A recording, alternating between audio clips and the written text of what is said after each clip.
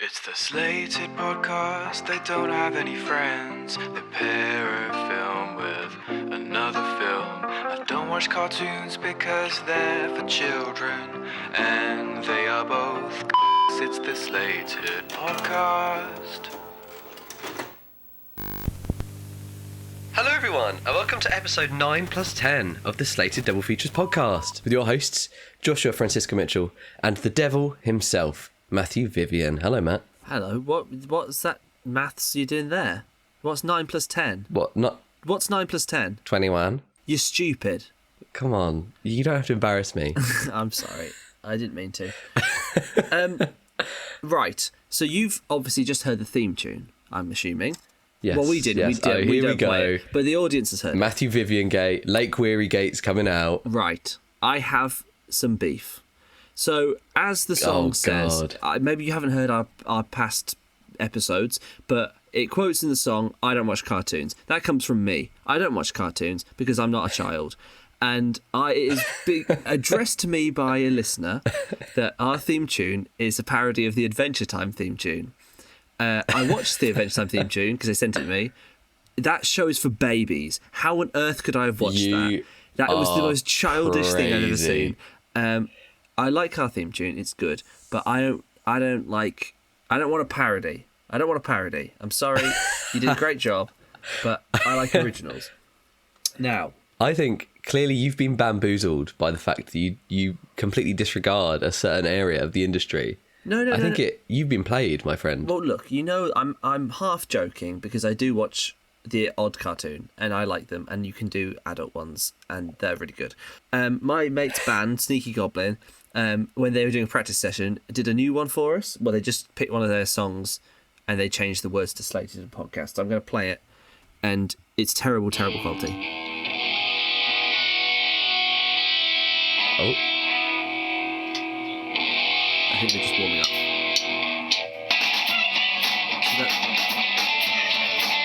I think that's it. This is a podcast.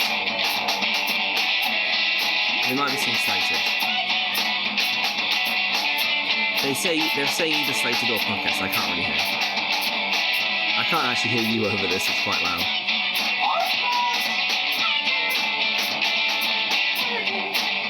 So yeah. Anyway, that's enough. There's another minute and a half, but And you know what? Thank you so much to the lovely Sneaky Goblin band. I love every single member. I've given them each a kiss on the lips previously, so I do love each and every one of them. But Lake Weary is my homeboy, so I'm Team Lake Weary the entire way. They're my homeboys. Anyway, if anyone wants to suggest a theme song, we can have a different theme tune every episode if you want. If you want That's to write a lot of effort, theme tune, but if you like, well, it's not for us though, is it? Because other people are doing it for us. If you want to write a theme tune, send it over and we'll do it. Play it.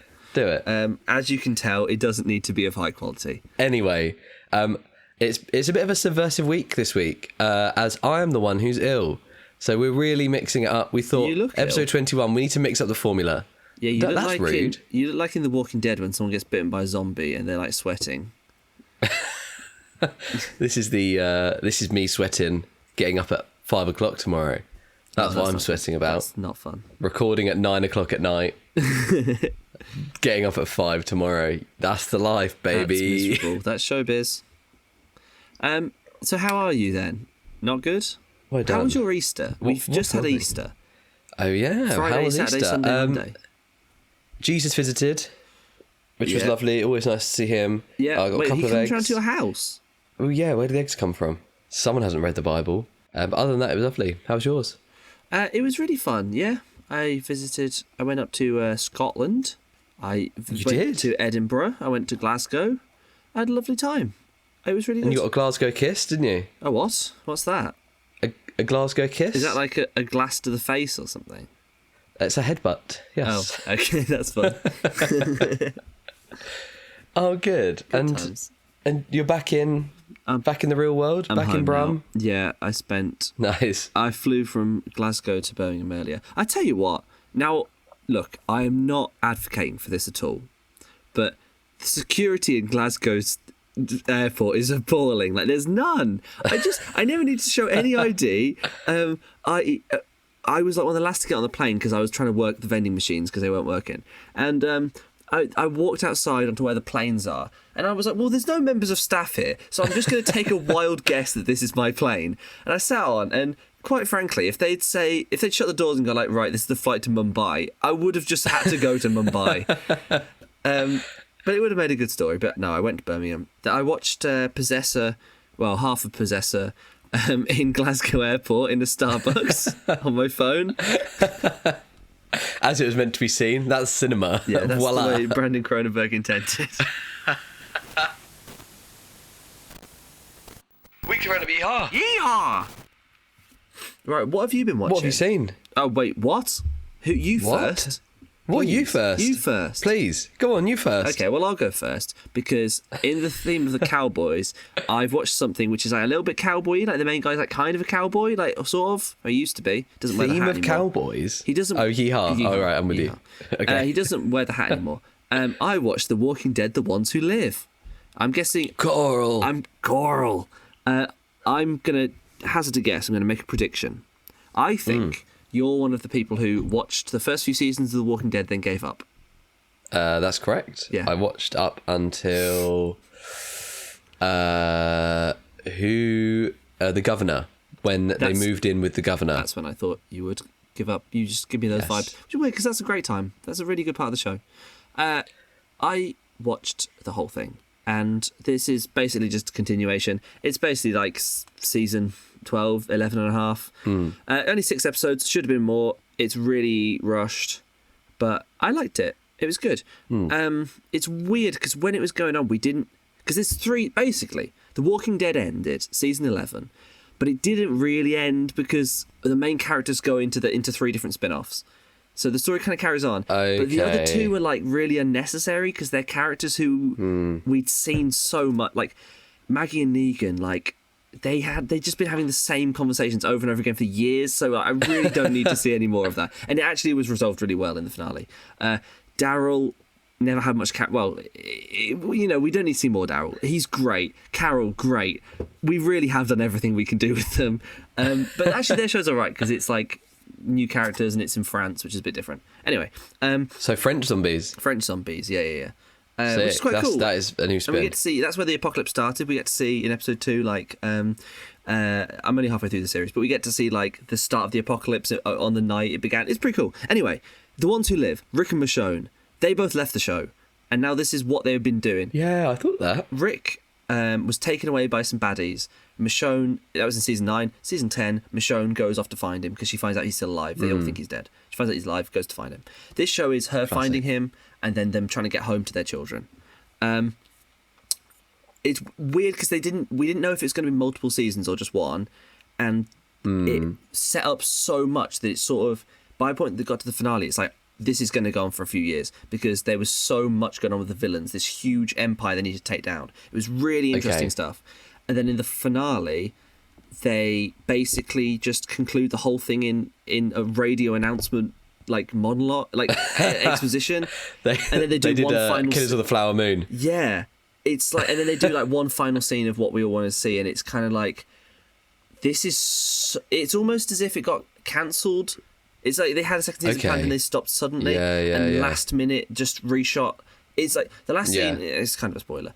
The last scene I'm about to say. Rick and Michonne do meet up with their children again, but it's not in Alexandria. It's not in the Commonwealth, the big areas where they live, which we all want to see it happening. They're just in a field, just those 4 characters in a random field. Oh, classic. That's reshoots. And it seemed like they just shot it right at the end. And like I said, like the taking down of the baddies it seems like they just kill people in like one small area, and then there's some radio guy saying like, "Oh yeah, so the CRM are goodies now," and it was just really weird. It was really, really weird.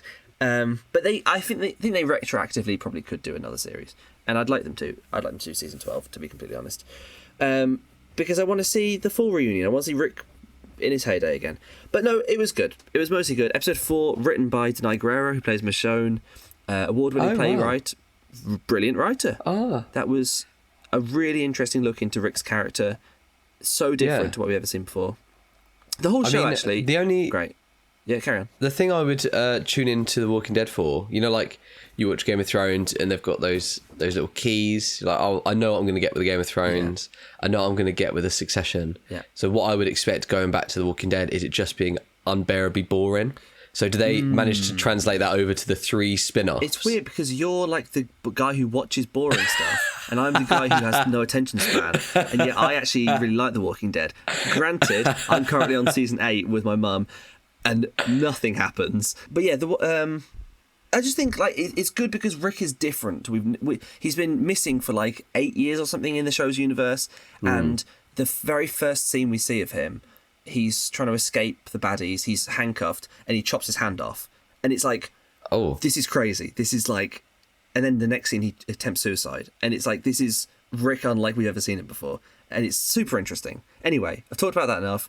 I've spoiled the whole thing. It's good. It was good. It was problems, definitely, but it was mostly good. I watched Cat Person. It was horrendous. I gave it 1 star. I won't even look it up on Letterboxd. It's starring Amelia Jones, who was the lead of Coda and was very, very good in that. And I've seen her in a bunch of things throughout the years. Very good. The film's awful.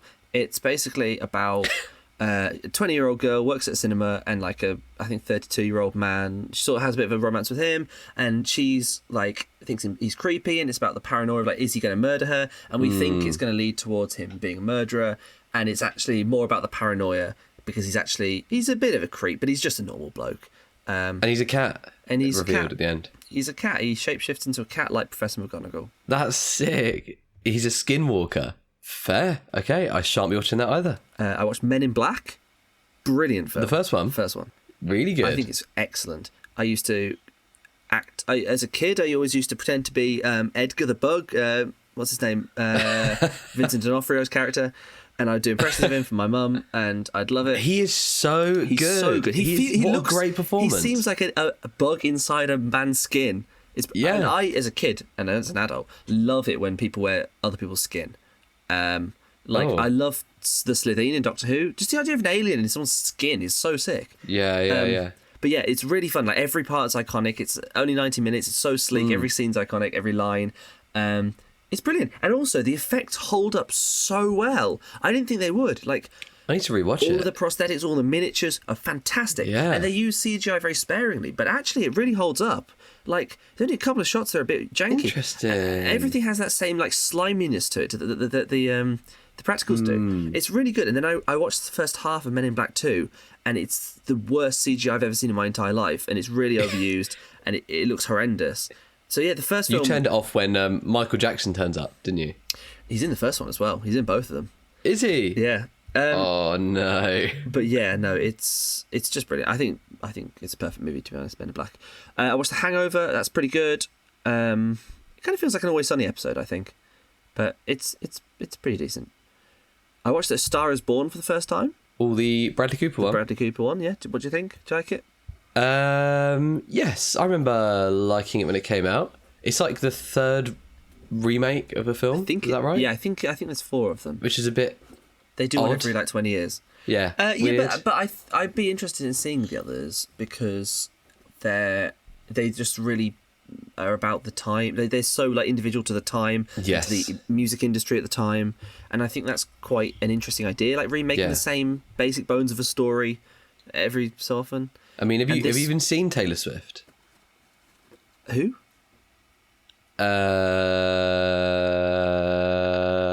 Lady Gaga is phenomenal. I mean, I didn't know she could act really, and she's amazing. I mean, Lady Gaga, yeah, and she's going to be in the Joker too. Yeah, I saw the poster just came out, and it had the date on it as like the 10th of April. I was like, that's like next week. And then I remembered that Americans are idiots, and they do the month first, and it's actually out in October. Anyway, I don't know why they're making that, but whatever. Did you hear it? It's more like a jukebox musical, so they're mostly covers. Yeah, which isn't a bad thing necessarily. Because so weird. It is weird, but Moulin Rouge is an absolute banger, and that's a jukebox musical. So, fair. Well, I'll see. I love a musical. That's actually one of the only things that interests me, which is weird because everyone else hates that.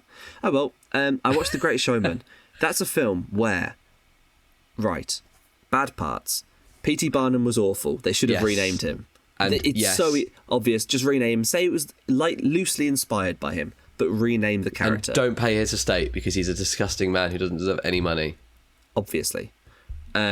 Because also Jenny Lind, she hated him in real life, and they try and make her out to be like a temptress, trying to like steal him away. She hated him. She thought he was really exploitative, because he was. Also, they do like this storyline with Zac Efron and Zendaya, where Zac Efron's parents think Zendaya is like a disgusting creature because she's half black. She's so beautiful, it's ridiculous. They should have cast someone with dark skin probably, and also, I don't know, just it's weird, but it's whatever. It's like it's a real Brienne of Tar situation. Yeah, where they're described to be abhorrent and disgusting, and you look and it's like, well, Gwendolyn Christie's a very attractive woman, but just a bit tall. She's tall, but she's got like very perfect features. Yeah, it's weird. Anyway, once you've ignored all that, I think it's one of the most fun movies I could ever watch. I think it's really, really fun. And I think all the songs are really good. And it just puts a smile on my face. And it's just don't think of it as art. Think of it as entertainment. And it's bloody entertaining. Don't think of it as art. Think of it as fun. After a long time coming, Late Night with the Devil is finally here. Racked with some controversy. But any publicity is good publicity. Matthew Vivian, what was the plot? The plot is, so it's like a 70s talk show. It's your Jimmy Kimmel and your Jimmy Fallon of the day. David Desmalchin is the presenter. He's very successful, but not quite the most, and he wants to be the most. He's into that shit. Anyway, for publicity, he has like a Halloween episode they're doing where there's a what's it called, like when those bullshitters who like do Barnum statements to pretend that they are talking to the dead, like psychics, a clairvoyant. Yeah. He's got them on. He's got a skeptic on, and he's got a girl and a doctor who the girl was in a cult and she escaped, and then there's the doctor, psychiatric doctor. He has them on as guests, and then things start to go crazy, and it seems like the bad stuff's real, and he's like, this is great for viewing figures, I'm just going to keep rolling with it. And it's just basically a talk show. It's all kind of found footage, it's meant to be. The raw footage of that show, and also the behind the scenes footage in the ad breaks, and it's really good. Amazing. I have not seen it. So everyone out there, just to make you all very aware, this does not count as my pretend to have seen the film and see if Matt catches on. This is not my The Killer. I haven't seen it. I wasn't able to, because it's one of those very limited releases, and even more limited releases in the UK. I just struggled to find it anywhere, which is such a shame. So I'm going to have to wait until it comes out on the 15th of April to watch it online. There's a lot of cinemas in Glasgow, and I always found that it was on at like 9, once a day at 9, and I think we watched it at 6 in like one cinema. Actually, I watched it in the tallest cinema in the world. I think that's right. Wow. 6 floors it was. 6 floors. Oh my God. Yeah. Cineworld's Birmingham's got 2 floors. Actually, it's 7 floors because there's a ground floor. It goes up to level 6. I know. Level 5 I watched it on. Anyway. Instead of watching it, I instead watched This Time with Alan Partridge, with the Halloween soundtrack on in the background. Oh, okay. So I understand the vibes completely. Good. Thank you. That's great. Okay. We'll just pitch in whenever something seems relatable. Great. Well, actually, the first topic you can probably talk about. You haven't seen the film, but I think I want to address the elephant in the room first, because that's all anyone's talking about. Yeah. Just get it out of the way. Which is such a shame that they are. However. Yeah. AI. So, this film contains 3 images that were AI generated. And people are not happy about that. And I think they're perfectly reasonably not happy about that. And I think it's good that everyone is kicking up such a fuss, because hopefully that will make directors and producers not cut corners that easily again. Yes, completely. Because people are furious. Now, I'm not going to pretend like we're perfect, because we've both used AI in our short films in terms of props. I've used in the Elf film, there's some shots of like the Christmas elves going through like children's profiles, and I didn't have any pictures of kids, so I did like the This AI person does generated not pictures of exist. kids. This person does not exist, and Yes, you also did that exactly the for same. a character's mother in a photo. Yes. And I get it, when it's like a low budget thing, you can't have access to things, and so you can't get permissions, and so just doing that. I get Yes. it, and I think that's kind of probably why they did it, because it's a very low budget film. It's all set in like, it must have all been filmed on a small soundstage. It was shot in Australia. Oh, completely, None of the cast yeah. are famous apart from David Desmalchin, who is never. I've never seen him as a leading man before. I think like, this is kind of the big one, isn't it, to him? Yeah, and I think it is just yeah. a case of they were really scraping by money and just cut a shortcut that, honestly, they're very simple images. They could have hired someone to draw them. It wouldn't have cost very much money. But I think it's just a cheap thing, and they thought they could cut corners, and they didn't realise how much it would upset people. Completely. However, just to play kind of devil's advocate here, almost like we're in a podcast, so I'm just going to keep the conversation going. Okay, that's fair.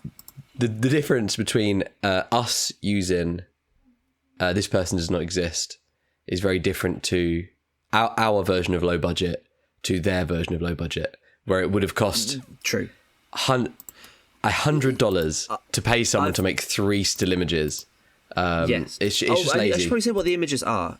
They are basically, because it's a TV show, it's the Halloween special. It says like, we'll be back after these messages or something like that. Yeah. With like Halloween logos, there's like there's owl on a TV set, and there's like a skeleton and stuff like that. They're just simple cartoons before the ad break, and they're on screen for a couple of seconds each. I'll send you. There's one of them I found on the internet, and I'll send it you, so you can take a look at it. And as you can see, you can tell it's AI. Like the fingers are fucked. Oh, Its left leg is completely messed up. The shoulder and the ribs on its left side are just all over the place. The pumpkins on the floor, like the features are weird. Like it looks AI, which is really out of place in something set in the 70s. And I mean, you could have got it done as AI and then sent to an artist and said, "Can you make this, please?" If that's what you wanted. For bare minimum, you could have touched this up on Photoshop, like, and Do it it would look yourself. better. Go on Procreate and trace it. Yeah, Like you it's can, and it's almost not fair that this is being pulled up so much for AI, but it's important that it is, because you need to show that it is not acceptable under any circumstances, under any projects that you can use that. With any if you have a budget, you should not be using AI in a creative way. No. So I'm gonna, it's a shame, but throw another important. devil's advocate right back at you. Oh my God. Is this is a simulation, and simulations have been a part of like visual effects for a long time. Like you look at the live action Lion King, right? There's an example for you. Do you think there's no AI or VFX there. They were lions. Really? Yeah. That was all lion. Well, yeah. I was gonna say, when you look at all the rocks and the blades of grass and all that, like, and all the furs on the animals, like that's just a simulation. They just type those in and they generate it. But are you saying they just shot it for real? Yes. Bad yeah. example, So then. if Bad it wasn't, then I know what you But mean. if they were to have done the whole film with CGI, Yes, which yeah, to me yeah. is a complete waste of time, but if they were to have wasted their time doing that, then like that is a simulation, and simulations have been around forever. And you could argue that it's just a new thing, and like CGI was lazy back then, and then we got used to it, and green screen was lazy, we got used to it. You could argue it's the next stage of that. But I think there is a difference, and I think completely. I think it's kind of okay to do simulations when it's impossible for a human.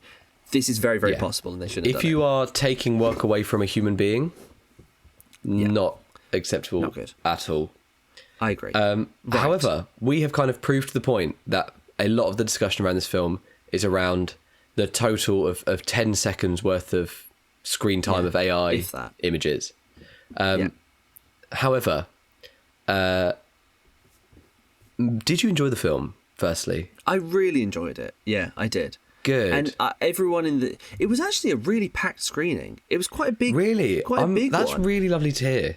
Yeah, it was quite a big screening. There was a lot of people in it. Because it's like a Shudder original or something It like is, that. yeah. Like really weird. Shudder was, I think, the first logo to come up, and then there was 20 other logos.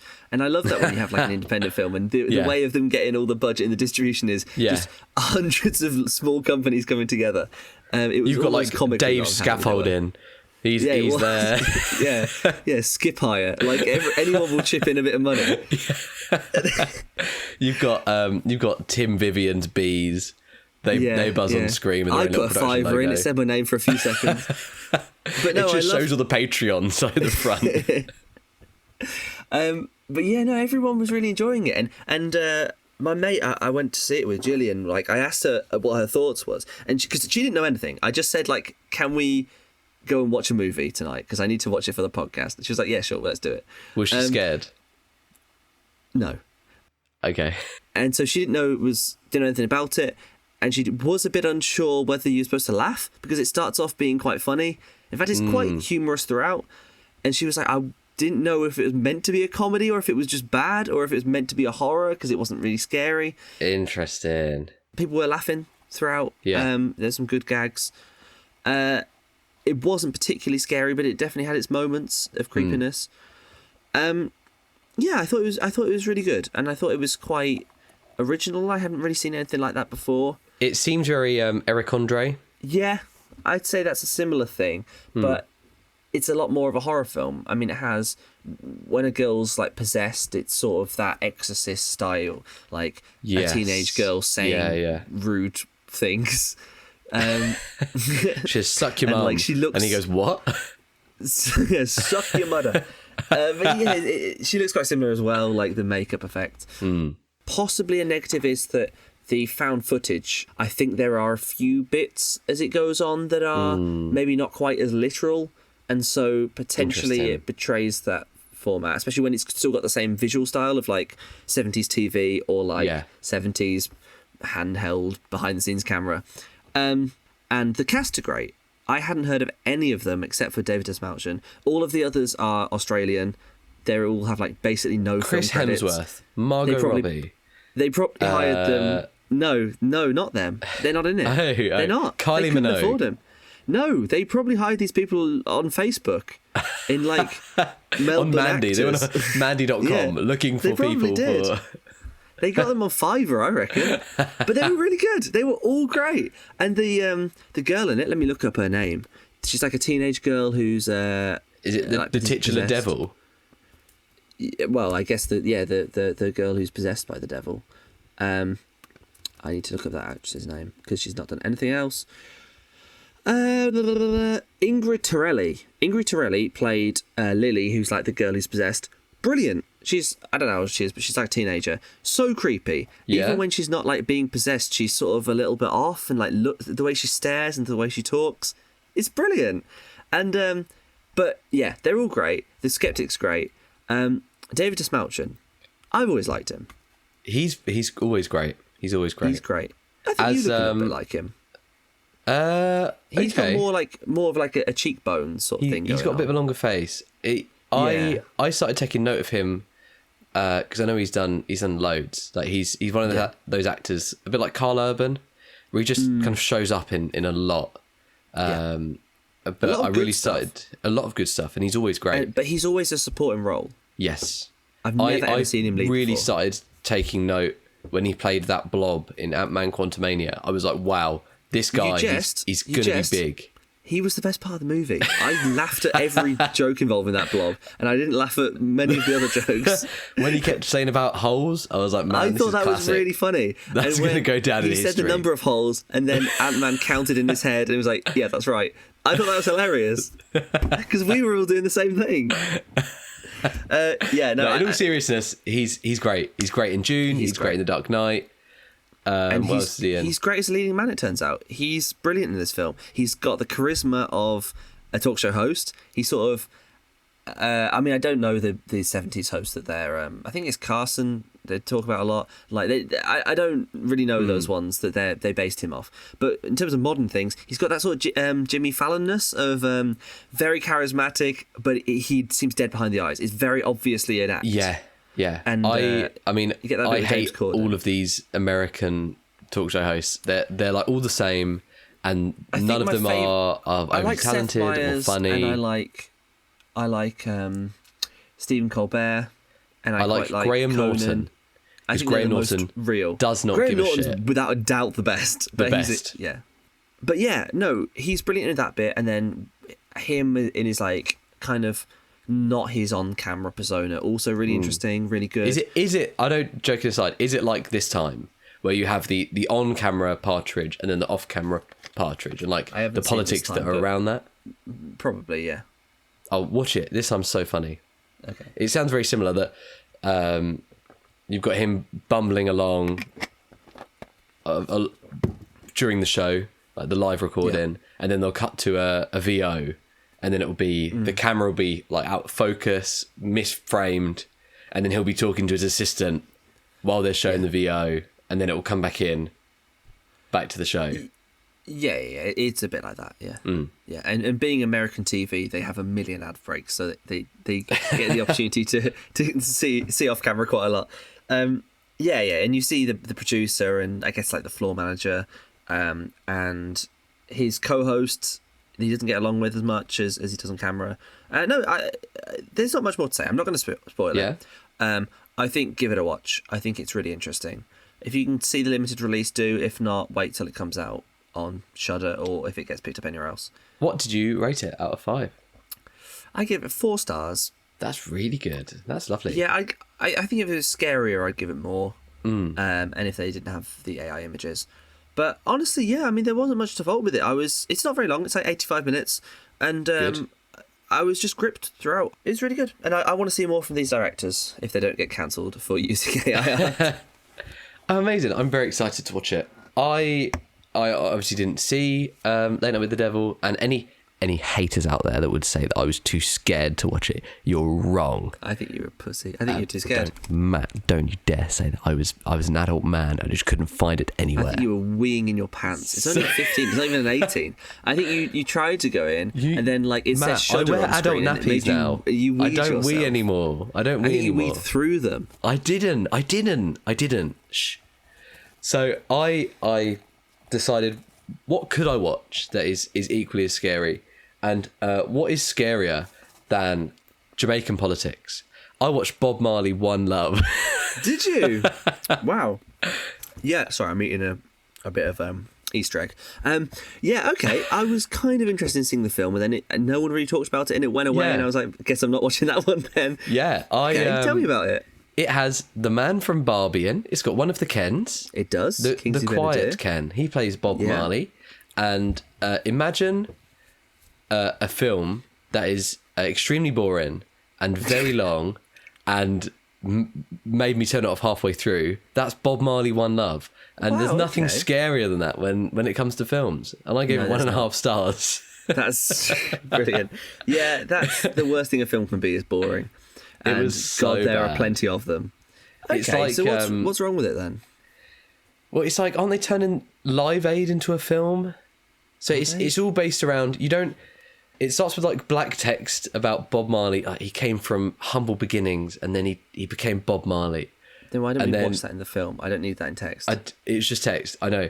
And then you've got Bob Marley playing concerts, playing like a free concert, because it's all about the politics of them leaving the UK and like the gang wars and stuff. So it's more like... I thought he was just Jamaican. I know nothing about Bob Marley apart from a couple of his songs. Jamaica was I don't know, it's not anymore, is it? A British colony. Territory. Yes, territory. Okay. So it's all about them getting independence.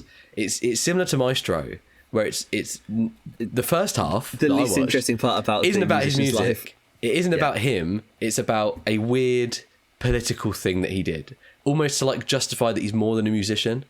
And you're like, I don't really care. So it's very boring. Don't watch it. Look, I think I brought up in other episodes, but Rocket Man isn't about Elton John's music, but Elton John's music is so in Rocket Man. Yeah. They use it as a jukebox musical of his songs, but it's about him as a person, and it's about his struggles with drug addiction, which is why it's good and why it's interesting. Yeah. And Rocket Man, you work the songs into the narrative, and they're all meant to be there, and they're all musical numbers. Whereas this, here's a scene, then let's have a wide transition of location and play one of his songs. It doesn't link to anything. It's not related. It's just to keep audience attention and go, that's Bob Marley's song. And then another sequence, and then I know that one. That's when he shot the sheriff. And then another sequence, and then another song. And I'm like, I'm going to bed. How boring. Okay. So a film about Jamaica getting independence from the UK, I guess, could be interesting, or a biopic about Bob Marley could be interesting, but Bob Marley shouldn't be the lead character in a biopic about Jamaica getting independence from the UK. Yeah. Okay. Yeah. Arguably not the main character to be telling this story about. I'm sure he was politically important. Yeah. Not but he's really more what musically people... important. Yes, I would say so. Okay. Yeah. That's fair. I probably won't watch it then. Yeah. And It's like doing a Beatles film, but then just focusing on John Lennon in bed. John Lennon. Wait, what? Are you talking about Lennon naked? Because that is a film. No, when he does his lay-in, he does the political protest, like stay in bed against Vietnam. I didn't know that was a thing. Yeah, him and Yoko. Because I don't care about musicians apart from their songs. Yeah, so I know that. And that's kind of the problem about like the celebrity sphere. Is I think anyone with a life doesn't care about anything apart from their art. So hey ho, very boring. Probably scarier than Late Night with the Devil. Don't watch it. Okay, well I won't watch it then.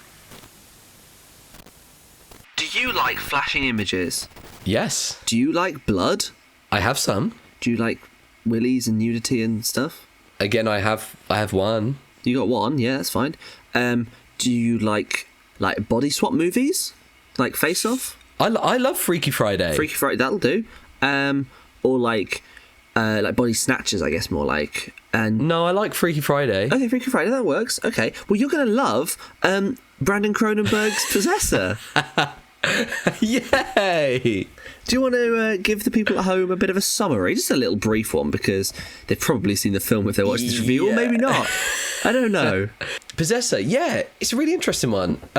It's one of those films that kind of came out in 2020, and it's one that I've always seen people recommend, and it follows a really interesting premise about a corporate. It's almost like a corporate killer. Yeah. Who possesses another person and uses their body to kill a target, and that's usually to the end of causing the CEO of a business to die, so then that gets passed down to someone else, which then means that certain people will then get loads of money, so they're like paid off by people to create a lot of political or like business instability for like monetary gain. It's interesting. It's the same sort of like rich people are evil murderers themes as Infinity Pool. I like how it's not like a nation, one nation versus another nation intelligence assassin. It's not like a saving the world assassin. It's just, you paid me lots of money, so I'll kill this person. But it's also class. It's like it's a proper organization, and that's quite interesting, I think, and unique. So we follow Tasia Voss, the best of these killers. Yeah. And shows she's, I don't know if they're called possessors. I don't think they are. I don't but her think job is to go in and do this. There's not much exposition, really. You kind of just see it. You're in. Yeah. And she starts to kind of lose herself and lose why she's doing it, and she's almost being groomed for something bigger than herself. Yeah. And that is kind of a rough summary of Possessor. Yeah. I mean, I thought as a main character, especially like an assassin thing, you wouldn't really expect a sort of middle-aged British mum. You kind of expect No, I know. A cool movie star sort of person. But I thought that was really interesting. And I guess when you're possessing someone else's body, it doesn't matter anyway. And even like Jennifer Jason Leigh, who's meant to be like a former possessor, now turned mentor person in charge. She's the same, which I think is good. Like they need a good actor more than they need like an action star. Which makes sense when you're going undercover for a spy. I think spy movies always really they don't really put enough effort into the spying, which I find very interesting, and the disguises. I think when you see her, I think something I find really interesting is when you first see her when she's being herself. she's kind of remembering how to be herself again, and she's rehearsing the lines of what she's going to say to her kids and to her husband. And then we later on see her preparing for someone she's about to possess, like spying in on him, repeating his lines and getting his rhythm and cadence and accent in exactly the same way. So it's almost like her real life is kind of no different. She's lost all her identity, and the real woman is just as much of a body she possesses. Yeah, it's great. It's a lot about kind of losing yourself into your job, I guess. Yeah. As she possesses people, again, it's not really explained, but I kind of picked it up as she's not like taking over a dead body, that there's still someone in there. Yeah, but that's what the so second when half she of the movie takes is about. over, so when she takes over, Colin Tate, played by Christopher Abbott, who's very good in this. He's in the Wolfman film, the upcoming one. Okay, I don't think I knew of anything else. Let me just look up his filmography. But what's his name? Christopher Abbott. I don't think he was familiar to me, but I thought he was brilliant. He was very good. So it's almost like to possess someone and get this hit off, this assassination. Oh yeah, he is in Poor Things. Is he the guy at the end? Yeah, he's the ex-husband, I think. Yeah. They've almost got to want it as well. And he's in Craven. You've got to be in as the foreigner. You've got to be in sync with the person you're possessing. So she takes over Colin Tate, who wants to kill Sean Bean, the head of this company, because he's horrible to him, and it's almost within his motivation to do it. I kind of got the vibe that she couldn't just take over a random guy and then kill Sean Bean. Yeah. Well, they have to make because there would be like internal clash and conflict, and they'd fall out of sync. Yes. So he's trying to kill.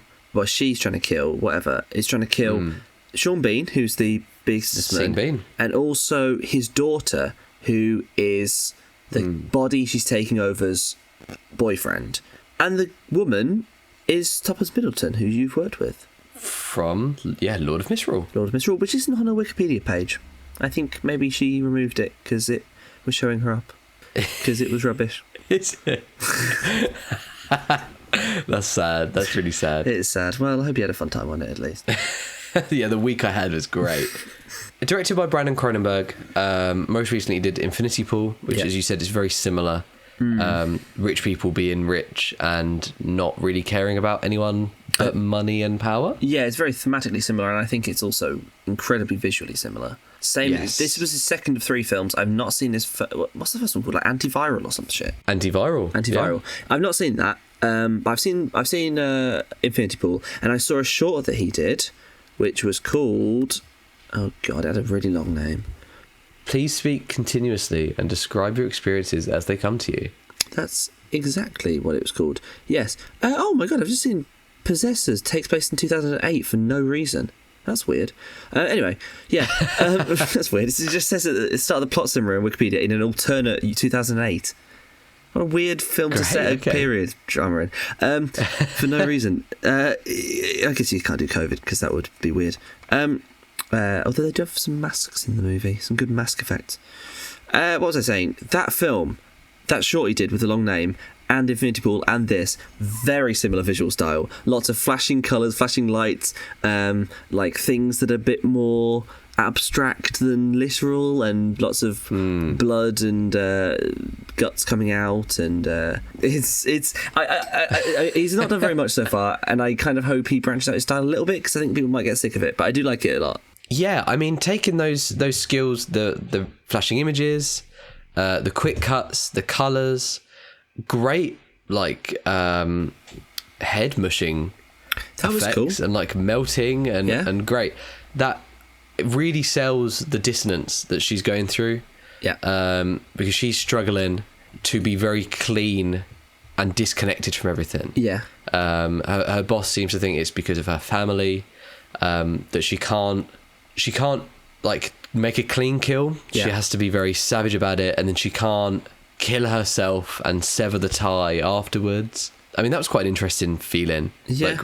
I thought that was interesting. Like how she has to sever the tie, she has to like kill the host has to kill themselves. And I guess the host just didn't want to die, and so he really resisted it. Yeah. And so she's like fighting with that, and I guess she thought or the agency thought he'd be a good target because, yeah, he hates these people, he'd kill them. But some people just would never kill them regardless. And I guess he's just...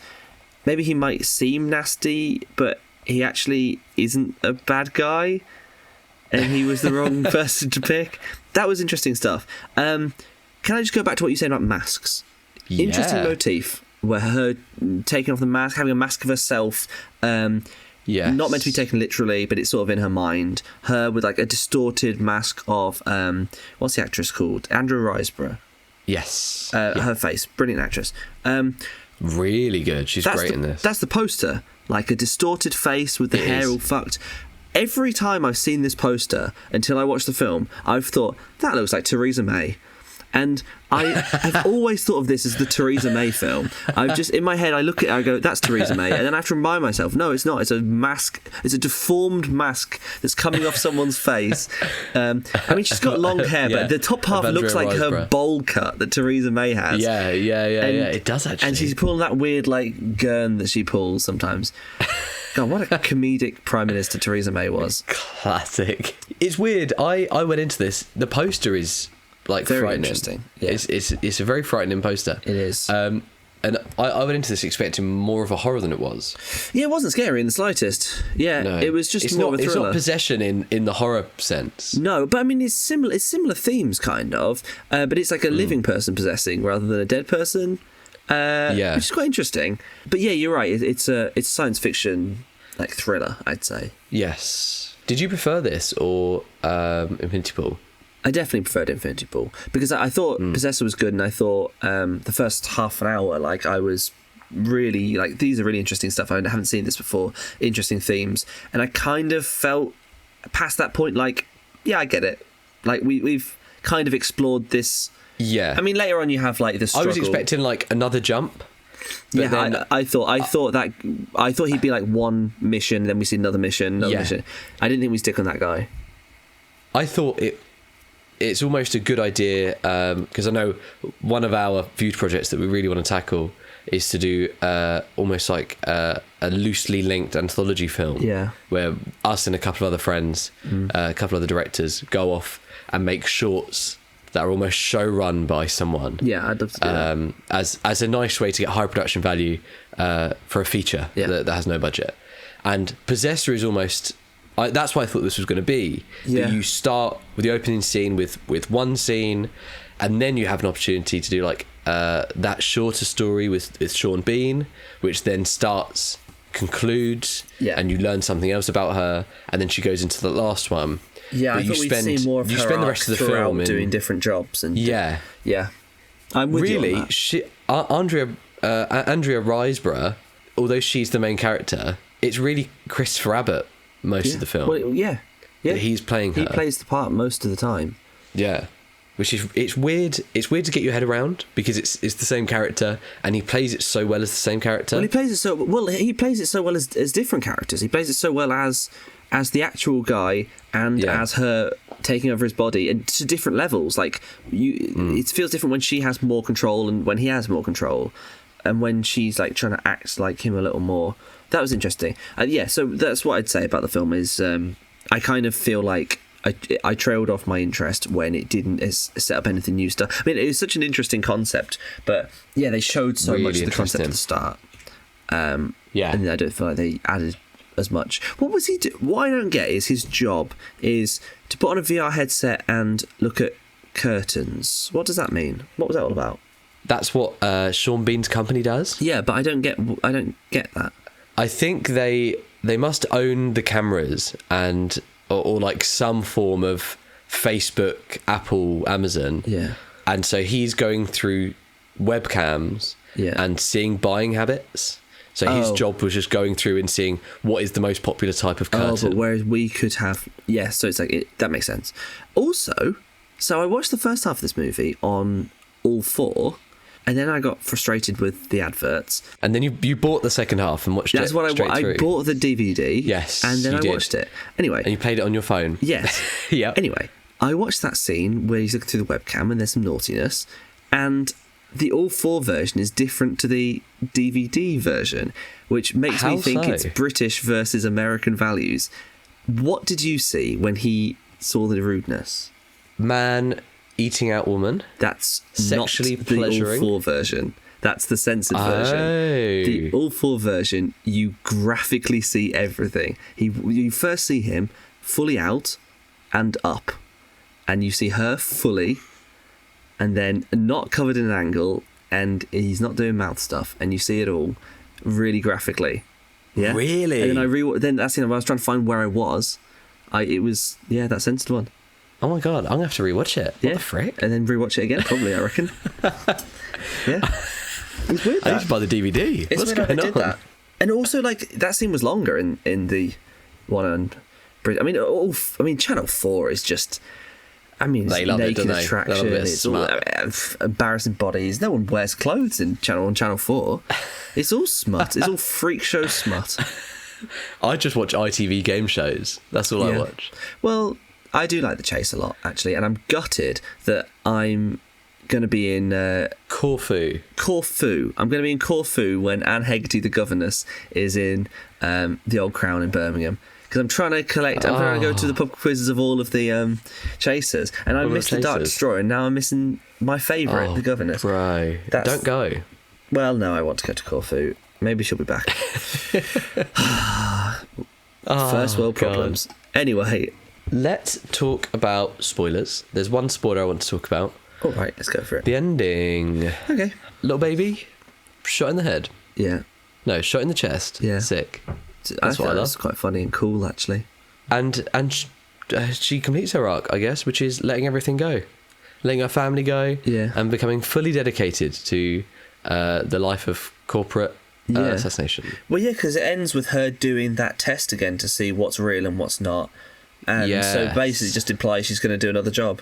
She's lost her empathy by severing herself to her family. Yeah, and maybe that's why she struggled to kill the hosts. Yeah, because they are like innocent parties in this. They're pawns. Yeah, it's sort of an anti-arc or like a villain arc. It's more like I kind of wish she had more. We saw more. We saw the same runtime, but less of the same story, and maybe more after and more before, and see how she have got to this point. But no, it was a good. Interesting character. You jump in at just the right point, I think. Yeah. The conflict is starting to arise. But it's very similar to you. You're currently going through your villain arc. Well, I try and kick a person a day. I make sure I bully everyone I see on Facebook, or just YouTube comments. If someone comments on this, I'll probably abuse them, and I think they deserve it, and I don't care, and it makes me feel powerful. I just think the world, everyone's this generation, this woke generation, are offended by everything. God, here we go. And they're just so. I went to this stand-up. Did I do this? Did I talk about this last week? Yeah, I think you did. Yeah. How every stand-up comedian over the age of 50 is. God, the younger generation are offended a lot, aren't they? But I kept saying every birthday for the last 3 years, you've given me mounted butterflies in frames. Yeah, but unlike the character who feels bad I feel really about doing guilty about these. I don't. I kill them all. I kill everything I see. I'll kick your dog if you want. Yeah. All right. And that's Possessor. That's Possessor, the Theresa May biopic. What did you rate Possessor? I gave it 3 stars, which might seem a bit low. But I just think, now you know what I'm going to say, because it's my negative every week. It was just a little bit too boring for me. Fair. Okay. I gave it 4 stars. Yeah. And I think we have exactly the same views. I just have a shorter attention span. If this had Mia Goth running around going, James, then I think it would have got an extra star. Yeah. Infinity War was really good because that was just crazy throughout, and it was great characters, and they did loads of stuff with the concept. They did everything they could do with the concept. It was great. And there's an extended version, isn't there? I think there might be. I haven't seen it. I think there's a more graphic version. Once again, I think when he's having a wee and she joins him, I think maybe it's a little bit more visual in one of the versions. Maybe I should go on all 4 and have a look. But yeah, did you say get on all 4s and have a look? Is that what you just said? Anyway, Brandon Cronenberg, I look forward to seeing your next film. And sometimes nepotism can be good. Yeah, I was just about to say, I love directors who come from nothing and have no prior links to the industry with their own style. And I mean, sometimes they're good, though. I mean, Oscar Perkins has done what? Did he do the Blackcoat's Daughter? Was that right? Yeah. Someone else. He's good. So. There's a few. Lily Rose Depp. Lily Rose Depp oozes talent. She can do every single emotional range. And I'm so glad that she's replacing Anya Taylor-Joy in Nosferatu. But Jack Quaid. We all love Jack Quaid. Good. He's great. Jack Quaid, good. Get him in Possessor 2.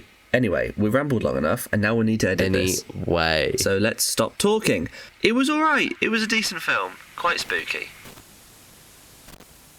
Interior, newsroom. You hear the... Was it typewriter? Click, clacking. Click, clacking, click, click. Yeah. And then newspaper flies at the screen, spinning, and it does like the big... Yeah. Lands on the screen. Polls. Matthew Vivian. Oh, but yes, polls.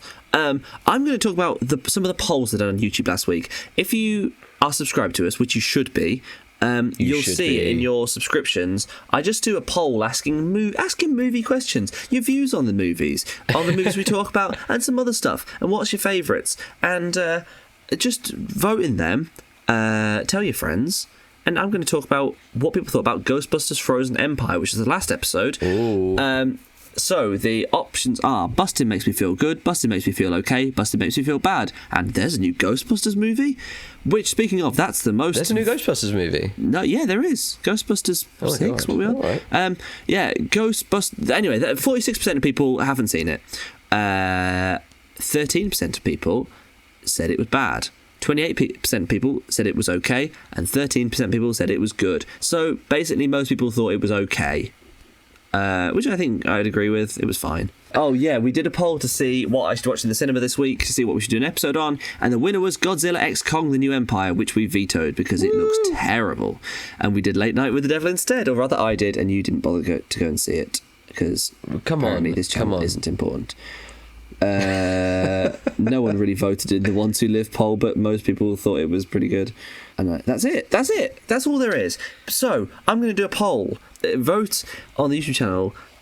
Which British Prime Minister does the poster of Possessor look like? Oh my god! I think I know who's going to win that one. I think so. She was quite funny, Theresa May, and she had a funny dance. Yeah, she did. A few days ago, I just woke up laughing because I remembered that Liz Truss exists. She's so funny. And then I saw that morning, I saw her in the news for that fucking photo she did for Easter, where she's just holding a lamb in front of an abandoned church, and it's very weird. What you mean our 47-day Prime Minister? I think it was 40. Right? I think it was 40. Because she resigned after less than that. It was something crazy. I just can't believe she's a real woman, and just the funniest Prime Minister because of her existence. Messages. We've got 2 messages today. We have been getting a lot of comments, which is very lovely. We'd love to read through our comments. This is one just to confirm his opinion. This is one from our Spaceman review. The current state of sci-fi is terrible. Oh god! This is from Luis Machado. Yeah. Thank you, Luis, for writing in. I gave up watching in the middle of the film. No sci-fi. Some guy's having problems with his wife, and imagined an alien to talk to. I mean, it is sci-fi, and also that's not what happens. That's not, because you watched half the movie. But I would agree it's boring. People don't understand clickbait, but also I don't think that people didn't like the title. Because June 2 people didn't like the title. But look, it got some views, so who cares? and our second comment, this might be second week on the spin actually for Big Jamie Clark. Okay. But I know this has really been popping off on the Slated subreddit, and I've had a lot of messages about it, so I wanted to get it out in the open. Okay. Jamie Clark has said, I promise I won't have an opinion on every podcast episode, but it needs to be said.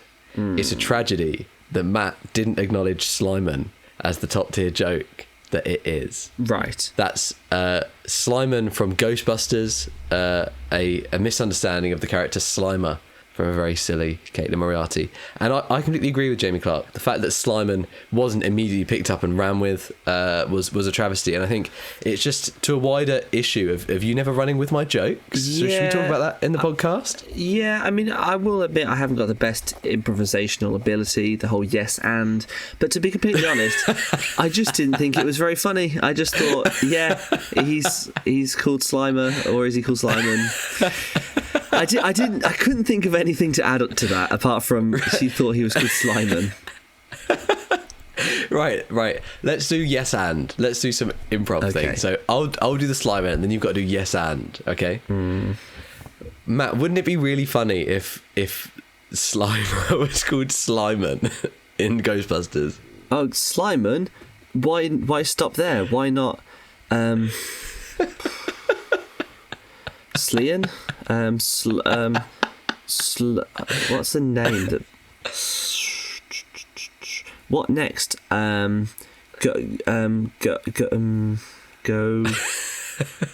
Oh, God. Pokemon go to the polls. Pokemon Gozer to the polls.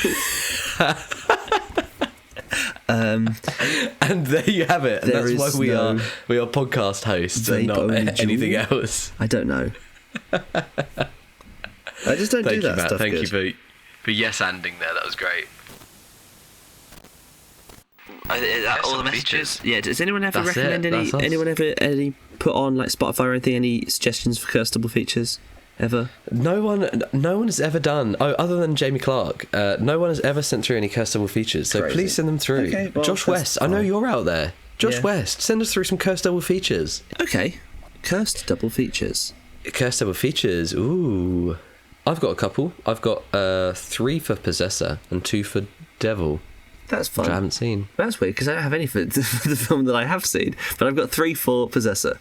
So you do these ones for Late Night with the Devil, a film you haven't seen. So, as mentioned before, Late Night with the Devil and Alan Partridge's This Time. Very similar. I haven't seen Late Night with the Devil, but from our discussion, that seems like quite a good cursed double feature. I think it works. Yeah, I think it works quite well. I haven't Thank you. seen, And it's- I haven't seen whatever that Alan Partridge show is called, but it's probably quite similar. And I haven't seen Late Night with the Devil. And that's why that's the connection. Yeah, yeah. And Late Night with the Devil and One Love, Bob Marley. That I think That's just the same connection. something about it I haven't seen screams. that. Oh my God, something about it just screams like they would work really well together. I don't think there's any other overlap. The Venn diagram is just 2 circles untouching. I think that's true. it's that works. That just kind of works between them. Yeah. Like peanut butter and jam. There's no overlap. They just kind of work. I don't think they do work. I think peanut butter is disgusting. But right, I've got some Possessor ones. Oh, do you want to do your Possessor ones first? We can do it. Let's do one at a time. Let's do them at the same time. You do Let's just and then talk at the I'll same do one. time. That's great content. One in one ear, one in the other, on stereo. What am I doing? I'll do mine. You do your first one. Right, the first one's rubbish. Possessor and the Texas Chainsaw Massacre, because just it's got a human face mask and it's. I have that. I had that one. Do you word it That's better? cute. You word it better. I have Possessor and the text What do you have? next. Oh, Men in Black. Men in Black. Oh yeah. All right, I'll do Possessor and Men in Black because it's like Texas Chainsaw Massacre, But good. and like Possessor, but Yeah. they've got a man wearing a mask Yeah. of someone else. Ooh. I have Possessor and The Loop. Okay. Because both feature a lot of political intrigue and a bumbling British I don't know what the loop is. prime minister. It's the film based on In the Thick of It. Oh, in the so loop. obviously In the you've loop. got- I've seen that. In the Loop. In It's the very Loop, good. Yes. Yeah, it's weird though because You've got Malcolm they all Tucker play in different the Loop. characters apart from Malcolm Tucker. Yeah. And Chris Evans obviously in and someone Possessed else. you've got Theresa May. Yeah. So you do have overlap there with British politics. Very good. I've got Possessor and Kingsman because I have that as well. okay, right. I have an English. I also put in Scanners with it as well. Okay, I put an English undercover assassin from a weird block of flats that's like a staircase formation wrestles for control against an evil brain microchip. I was going along the lines of they all feature big head explosions. They do. A hell of a lot of them. And have you got one last one? I do. I've got Possessor and Ali G in the house because a tracksuit wearing womanizer goes to a posh do and starts a fight with a Game of Thrones lord. That's a great one. All of yours are so outside the box. Yeah, well, that's why they're cursed. Yeah, that's true. Yours are more cursed than mine. And that is episode 21. Would you believe it? Too many. Too many. This is it. We're done now. Yeah. Thanks. It's been a good ride, everyone. I don't know what's next week. What's next week? Anything good out? Is Monkey Man out next week? Yeah, that's supposed to be quite good. That'd be quite exciting. I am excited to watch Monkey Man. And I'm excited to watch Planet of the Apes. Action. Sick. Well, I'll see you there, I guess. Yeah. And with that, I've laid down into my Possessor bed, and I've put the little machine over my head, and I'm away to create political corruption. Whoa. For Apple. Oh God, someone's in my head. What's happening? I feel like I need to murder people. Now you need to do an impression of me, because I'm you. I'm me. Hello, guys, you, and you welcome back to the Slated Okay, and that's pod. it. That's the episode. Also, you'll need to tell us your review of Late Night with the Devil next week. Yes, if you can find it somewhere. Keep my eye out. Yeah, or you can if you see a screening. Thank you very much. Thank you, Matthew Vivian. Thanks for this week. It's okay. I'm glad. I'm genuinely glad. I think I'm speaking for everyone here. I'm glad you made it back from Glasgow. I was very worried. God, just about. And on that note, we will see you on the next one. Yep, I will see you on the next one. That was a bad. Goodbye. Let's do it again. Now I can't. Oh. Bye. Oh, this trailed off at the end.